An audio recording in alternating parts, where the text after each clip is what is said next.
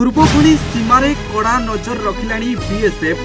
Jammu Kashmir PoK रे आतंकी हमला पाई षडयंत्र गंध।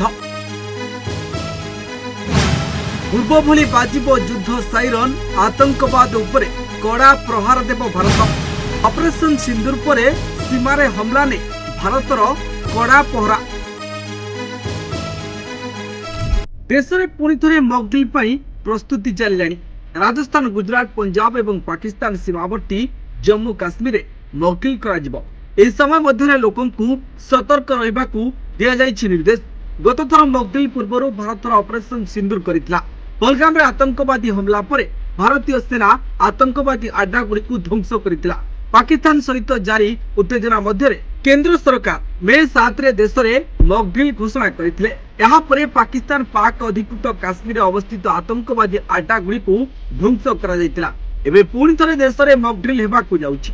भारत एवं पाकिस्तान मध्य प्राय 3300 किलोमीटर सीमा अछि। पाकिस्तान जम्मू काश्मीर, पंजाब, राजस्थान एवं गुजरात सहित तार सीमा अंशीदार करे एठारे मॉकड्रिल कराजिबो। प्रकृत में एप्रिल 22 पहलगाम आतंकवादी हमला परे भारत ऑपरेशन सिंधुर द्वारा पाकिस्तान एवं पीओके रे 9टी आतंकवादी अड्डा को संपूर्ण उड़ेइथिला। प्रतिशोध स्वरूप पाकिस्तानी सेना भारतीय अंचल ड्रोन आक्रमण करथिले, जेउथिरे 300 रु 400 ड्रोन पठा जायतिला। तथापि भारतीय वायु प्रतिरक्षा व्यवस्था प्रभावशाली भाव में ए ड्रोन गुड़ी को निष्क्रिय करथिला। जम्मू काश्मीर, राजस्थान एवं पंजाब रो अनेक सीमांत अंचल टार्गेट करी ए आक्रमण करा जायतिला। उभय देशर सामरिक अधिकारी मानक मध्य आलोचना स्तर में पाकिस्तान द्वारा युद्ध विरति आरंभ करा जायतिला, जहां पर युद्ध विरति घोषणा करा जायतिला। परे पाकिस्तान प्रधानमंत्री शहबाज शरीफ मध्य नूर खान एयरबेस पर भारतीय आक्रमण को स्वीकार करथिले। Bureau report, news 95 Odia.